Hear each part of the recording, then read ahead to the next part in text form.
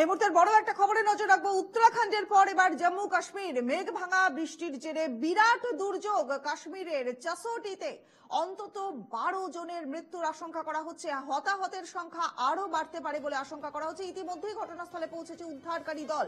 উল্লেখ্য, মাথাইল মাতা যাত্রা শুরু হয় এই চাসোটি থেকেই, আর সেখানেই মেঘ ভাঙা বৃষ্টির জেরে ব্যাপক ক্ষয়ক্ষতির সম্ভাবনা রয়েছে। ছবি দেখাচ্ছি আপনাদের, একে একে ছবিগুলো দেখুন। ইতিমধ্যেই বেশ কয়েকটা রাস্তা একেবারে ধ্বংস হয়ে গিয়েছে বলে খবর পাওয়া যাচ্ছে। এই মুহূর্তের বড় খবরে নজর রেখেছি আমরা। জম্মু কাশ্মীরের কিস্তওয়ারে মেঘ ভাঙা বৃষ্টির খবর আসছে কিস্তওয়ার থেকে। জম্মু কাশ্মীরের কিস্তওয়ার থেকে খবর আসছে মেঘ ভাঙা বৃষ্টির 12 জনের মৃত্যুর আশঙ্কা করা হচ্ছে। হতাহতের সংখ্যা আরো বাড়তে পারে বলে অনুমান করা হচ্ছে। আশঙ্কা ঠিক এমনটাই।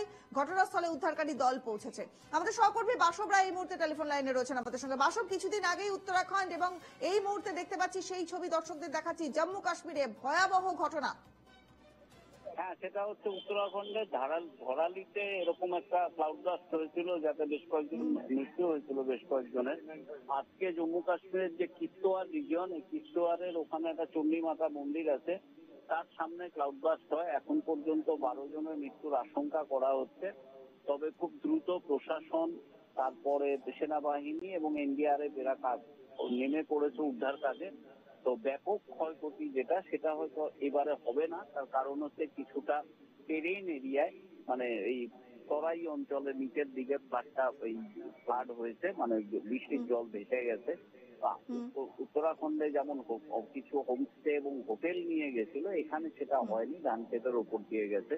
যার ফলে 12 জনের মৃত্যুর আশঙ্কা এই পর্যন্ত ঠিক আছে। কয়েকজনকে হসপিটালও নিয়ে গেছে, 9টা অ্যাম্বুলেন্স কাজ করছে। এছাড়া আরো অনেক কিছুই কাজ করছে, সেটা তো স্বাভাবিক। কিন্তু যেটা আতঙ্কের বিষয় বা যেটা ভাবনার বিষয়, সেটা হচ্ছে আগে যেটা প্রায় হতোই না, কিন্তু গত 10-12 বছরে দেখা যাচ্ছে উত্তরাখণ্ড, হিমাচল প্রদেশ এবং ডাউন জম্মুর দিকটায় খুব মেঘ ভাঙা বৃষ্টি হচ্ছে বা মাঝে মাঝে ধস নামছে। তার মানে কি? তার মানে এই যে পাহাড় কি মানে আধুনিক সভ্যতার ভারটা বহন করতে পারছে না? প্রশ্নটা এইখানে। রনিকা, বেশ বেশ, একদম অনেক অনেক ধন্যবাদ বাসব। ঠিক এই পয়েন্টটা নিয়ে কথা বলতে চাইছিলাম যে বারবার কেন এই ধরনের ঘটনা সামনে আসছে।